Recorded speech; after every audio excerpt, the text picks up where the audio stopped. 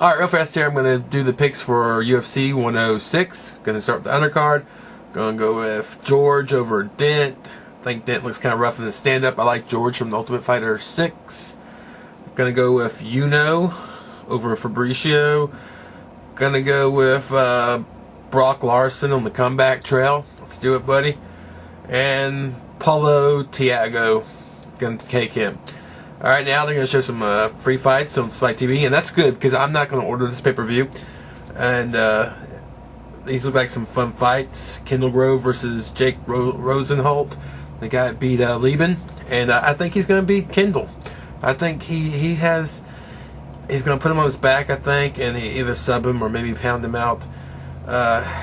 Grove, I mean, he's just kind of a weird fighter to predict for, though you never know if he's going to win it or lose it. But I do think Jake can take this. And then we got Marcus Davis versus Ben Saunders. That's a really cool matchup. And that's awesome to get that free. That is a blessing. I'm really going to enjoy that. And I'm going to pick Marcus Davis. I think he could get inside on Ben Saunders, or he could end up... I don't know. I'd say he'd have better submissions than Ben. It's really hard to call because they're both pretty good. But yeah, I think he could do. I think he's better on the ground, and I think he's better standing up. It's just the biggest problem will be the reach, and if he can avoid that. All right, moving along, main card: Dustin Hazelett versus Caro Parisiano. Caro's been out for a while. Was it the steroids they found? I forgot what it was.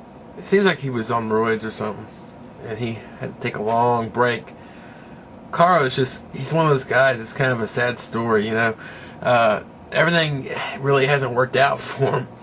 You know, in a perfect world, he would have gotten that title shot against Matt Hughes way back when, and could have won. Who knows? But then after that, it just keeps on unraveling for him. I like Dustin Hazelett a lot here, so I'm going to take Dustin Hazelett. I think Carl may be coming in a little rusty. Then we got another hard one: Lewis Kane versus Little Nog. Oh, that's tough, because I'm so on board the Kane bandwagon. The guy finished fights. He just goes out there. He has really good striking. I like his stance. I like his calmness. And then you got someone like Little Nog, who's just so good, so proven. But I'm just gonna go for it and take Kane. There's your upset pick of the predictions. Then we got Phil Baroni versus Amir Sadala. Sadala's finally going to be able to fight again. You know, he's always plagued by those injuries, which sucks. Phil Baroni here, this kind of shit makes me so mad. You know, you get rid of a guy like Josh Neer, who's young and trying his best to fight. You know, he gets a bad matchup with Tia Bo, whatever you want to call the little punk. He gets a bad fight there where he just gets taken down. Tia Bo doesn't even want to deal with him on the ground. But, I mean, it's a fight where someone fights not to lose, like Tiabo, and the loser in it is really Neer, because he is better than that, and he's not given the chance. And then you bring back a guy like Phil Baroni out of your ass. You know, when I first heard about this, you know, I was thinking, oh, they're going to be bringing back some guys, and I'm all okay with that as long as they keep current younger talent who they don't, you know, kick off, and then another org picks up and promotes them, and guess what? You're making your own competition, UFC, and you bring back Phil Baroni. It's just so strange. And Dennis Hallman, why? Upset. I'm just a little upset because it makes no sense. It doesn't. I mean, I guess Phil Baroni is a pretty good name, but I would say, yeah, Josh Neer would be a ton more relevant, you know, fighter like him than Phil Baroni is right now. So I'm going to take Amir. Probably going to kick him in the chest a couple of times, get him to go down, and then Amir will tap him out. That's what I'll go for. Anthony Johnson versus Josh Koscheck. This is an interesting little fight. This is here kind of to help pad the blow of losing the Carwin-Lesnar fight on the card. And that's a real hard one, because a lot of it depends on the Koscheck's mind. What I want to say, I just forgot what I want to say. His mental state. I mean, just what he wants to do in this fight. His game plan. Because I think he could really win it on the ground. But does Josh get kind of caught up in the stand-up here? and think, well, I'm going to prove myself again in the stand-up. And he's okay in the stand-up. He's improved a lot, but he's not a stand-up fighter. I'd say he's still more of a ground fighter. I think he needs to use that. But of course, Anthony also has wrestling too, and Anthony, this is going to be a weird fight because Anthony's going to be so much bigger than Koscheck, and Koscheck's a big welterweight, so it's going to be really bizarre.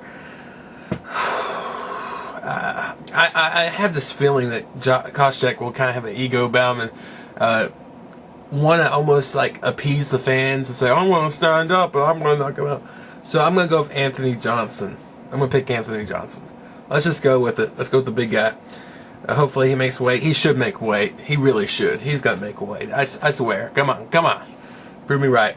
Forrest Griffin versus Tito Ortiz. That's actually a good rematch. You know, sometimes they have rematches that feel forced to get more buys and stuff to make a trilogy out of it or something. But what was it Sylvia versus Arlovsky I'm thinking about? But that's a good little match right there. Forrest Griffin, Tito Ortiz. I mean, both have their storied past. Tito Ortiz has been on a large, long layoff, but he supposedly got his back worked on. He's at 100%. But I always hear this, though. I always hear this. A guy comes back from surgery or something, and he says he's better than he's ever been, and he's never fought healthy before. And, you know, take a guy like, I remember Frank Mir was saying that stuff before the second Brock Lesnar fight. And what happens? Well, he lost. They lose. So, I mean, I don't know how much I buy into that.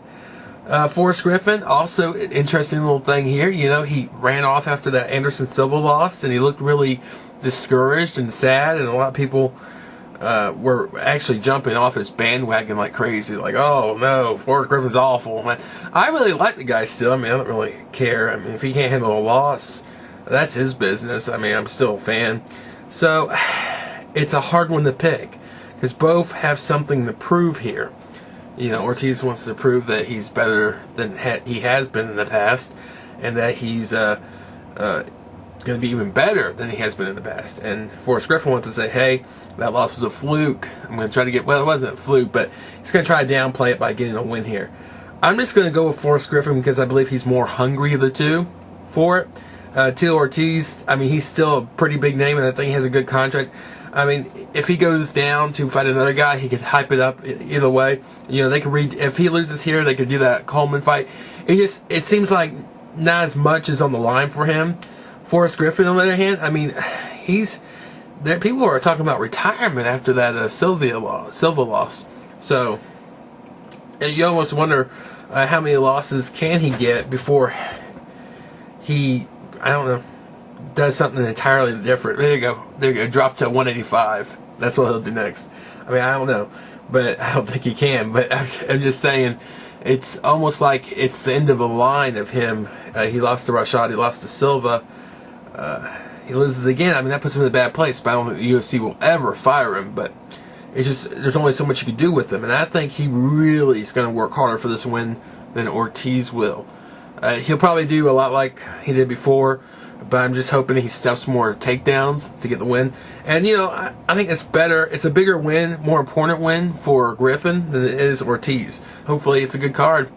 I hope it pays off. I hope they're able to, you know, kind of make up for losing that big title fight. All right, people. I'll talk to you later.